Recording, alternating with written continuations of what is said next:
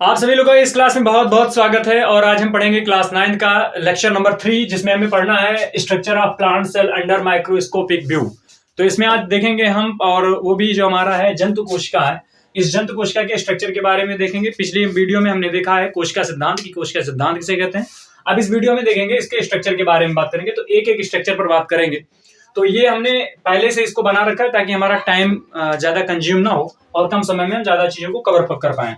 तो आज हम इसमें सिर्फ ये जानना चाहेंगे, इसमें जानेंगे कि कौन कौन सी कोशिका के मुख्य पार्ट होते हैं, उन पार्ट के बारे में अध्ययन करेंगे। और उसके बाद हम क्या पढ़ेंगे, इस कोशिका के बारे में हम जान लेते हैं कि क्या क्या है इस कोशिका में। तो पहला पॉइंट हम यहाँ से शुरू करते हैं। तो इसमें पहला चीज आपका आता है, ये है सेल वॉल। ये जो ऊपर वाला मेम्ब्रेन बना हुआ है इसको हम कहते हैं सेल वॉल, और ये एक कोशिका का सेल वॉल है जो कोशिका भित्ति है।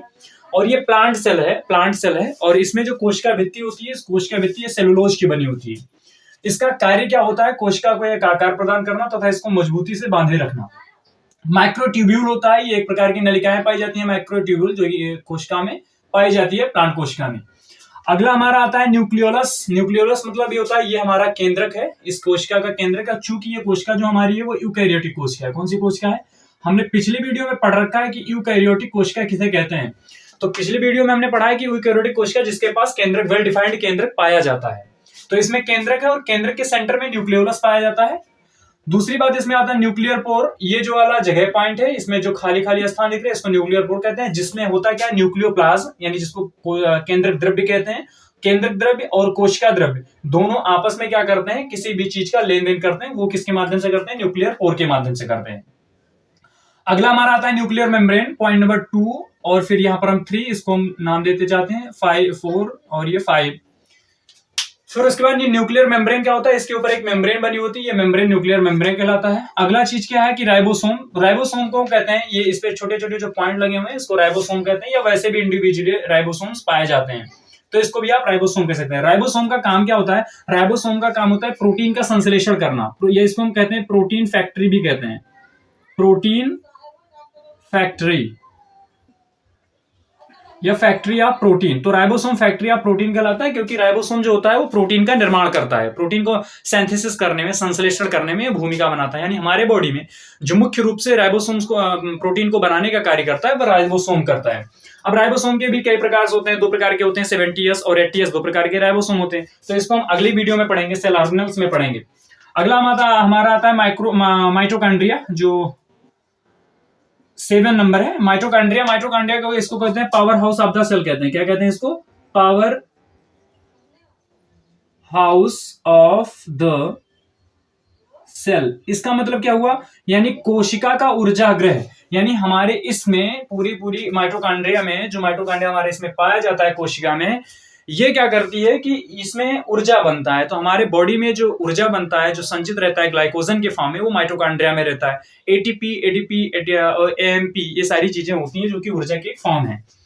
तो माइटोकॉन्ड्रिया बेसिकली क्या करता है, power house of the cell कहलाता है। जिस प्रकार से हमारी बाइक में एक प्रकार से जो टैंकी होती है और वो हमारी पावर जनरेट करती है, किसके लिए, मोटर बाइक के लिए, उसी प्रकार से सेम ही हमारी पूरी कोशिका के लिए, हमारी पूरी बॉडी के लिए जो ऊर्जा देता है वो कौन देता है, माइटोकॉन्ड्रिया देता है।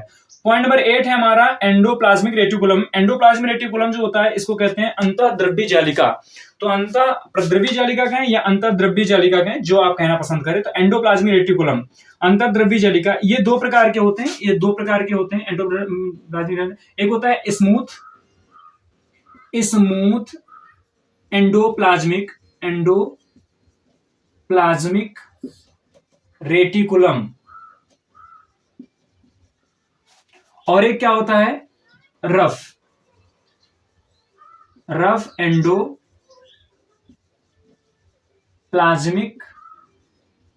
रेटिकुलम। स्मूथ में क्या होगा कि एंडोप्लाज्मिक रेटिकुलम का फंक्शन क्या होता है, थोड़ा सा यहीं पर समझ लेते हैं। एंडोप्लाज्मिक रेटिकुलम जो होता है ये प्रोटीन, लिपिड, इन सभी का संश्लेषण करवाने पे, सिंथेसिस करवाने में हेल्प करता है।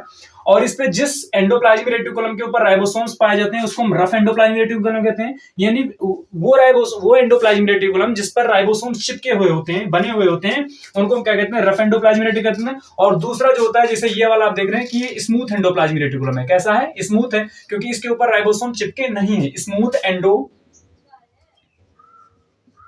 एंडोप्लाज्मिक रेटिकुलम ठीक है। तो ये एंडोप्लाज्मिक रेटिकुलम है। तो इसका कार्य क्या होता है कि कोशिका में किसी भी मेटाबॉलिक रिएक्शंस यानी उपापचयी अपक्रियाओं को कराने के लिए ये क्या करता है, सरफेस उपलब्ध करवाता है कि अच्छी तरीके से इसमें अभिक्रियाएं हो सके, अच्छी प्रकार से इसमें उपापचयी अभिक्रियाएं जो है वो संपन्न हो सके। तो एंडोप्लाज्मिक रेटिकुलम प्रोटीन का संश्लेषण कराता है, लिपिड का संश्लेषण कराता है, ढेर सारी चीजों को ये संश्लेषण कराने में हेल्प करता है। फिर उसके बाद हमारा अगला जो पॉइंट आता है इसमें पढ़ेंगे प्लाज्मोडेस्माटा। पॉइंट नंबर 9 जो है प्लाज्मोडेस्माटा। प्लाज्मोडेस्माटा का कार्य होता है एक कोशिका से दूसरे कोशिका में किसी भी चीज का आदान प्रदान करना, किसी भी चीज का आने जाने में मदद करना, ये प्लाज्मोडेस्माटा के माध्यम से होता है। अगला हमारा गोल्गी बॉडी आता है, इसको हम गोल्गी बॉडी कहते हैं, गोल्जी काय कहते हैं। इसमें सारी चीजें क्या होती हैं, एंडोप्लाज्मिक रेटिकुलम से जो भी चीजें बनती हैं वो गोल्गी बॉडी में पहुंचाई जाती हैं वैक्यूल्स के माध्यम से, छोटी छोटी गोलिकाओं के माध्यम से।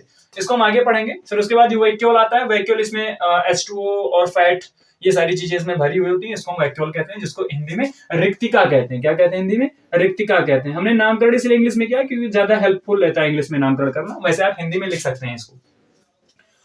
अगला हमारा होता है न्यूक्लियोप्लाज्म। न्यूक्लियोप्लाज्म मतलब होता है केंद्रक द्रव्य। न्यूक्लियोप्लाज्म मतलब क्या होता है? केंद्रक द्रव्य। तो ये हमारा केंद्रक द्रव्य है, यानी केंद्रक के अंदर पाए जाने वाले द्रव्य को केंद्रक द्रव्य कहते हैं। अगला फिर ये हमारा पॉइंट आता है कौन सा हो गया? 9। फिर ये हमारा 10, 11 और फिर 12 नंबर पे आता है हमारा न्यूक्लियोप्लाज्म और फिर 13 नंबर पे आता है साइटोप्लाज्म। साइटोप्लाज्म मतलब कोशिका द्रव्य, जो हमारा क्या है, कोशिका भित्ति के अंदर, कोशिका भित्ति के अंदर और केंद्र झिल्ली के बाहर के बीच में जो भी चीजें पाई जाती हैं उसको हम क्या कहते हैं? कोशिका द्रव्य कहते हैं। तो इसको आप हिंदी में लिख सकते हैं कोशिका द्रव्य। क्या लिख सकते हैं? कोशिका द्रव्य। तो ये कोशिका द्रव्य साइटोप्लाज्म है, यानी जितनी भी मेटाबॉलिक रिएक्शंस होते हैं वो कहां पर होते हैं? कोशिका द्रव्य में होते हैं। ढेर सारे सेल ऑर्गेनल्स कहां पर पाए जाते हैं? कोशिका द्रव्य में पाए जाते हैं। और हमारे इसमें जो भी हाँ, तो इसमें देखेंगे ये आपका साइटोप्लाज्म के बारे में हमने देखा कि साइटोप्लाज्म किसे कहते हैं? कोशिका द्रव्य। फिर उसके बाद हम बात करते हैं प्रोटोप्लाज्म किसे कहते हैं? इसको हिंदी में कहते हैं कोशिका द्रव्य। क्या कहते हैं इसको? कोशिका द्रव्य। और ये पॉइंट नंबर हमारा 13 हुआ। इसको कहते हैं केंद्रक द्रव्य। क्या कहते हैं इसको? केंद्रक द्रव्य। केंद्रक द्रव्य। और ये पॉइंट नंबर हमारा 12 था। और दोनों को हम संयुक्त रूप से क्या कहते हैं? प्रोटोप्लाज्म कहते हैं। क्या कहते हैं संयुक्त रूप से? प्रोटोप्लाज्म।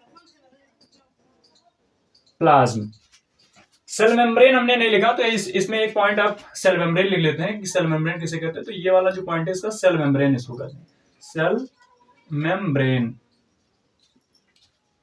चलिए, तो अब इसमें मैं एक एक पॉइंट का चर्चा कर लेते हैं। तो ये इतने पॉइंट हमारे इंपॉर्टेंट है, इसके बारे में हमने जाना कि सेल मेम्ब्रेन क्या है। इस कोशिका को हमने 3 तरीके से, बेहतर तरीके से, आप इसको नोट कर लेंगे, पॉज करके आप इसको बनाएंगे। हम फिर यहाँ पर थोड़ा चर्चा करते हैं कि 3 पॉइंट इसमें कौन कौन से हैं जो हमारी कोशिका के 3 मुख्य तरीके से, इसको हम पूरी कोशिका को पढ़ेंगे। तो पहला ये आता है कि इसमें पहला आपका आता है कोशिका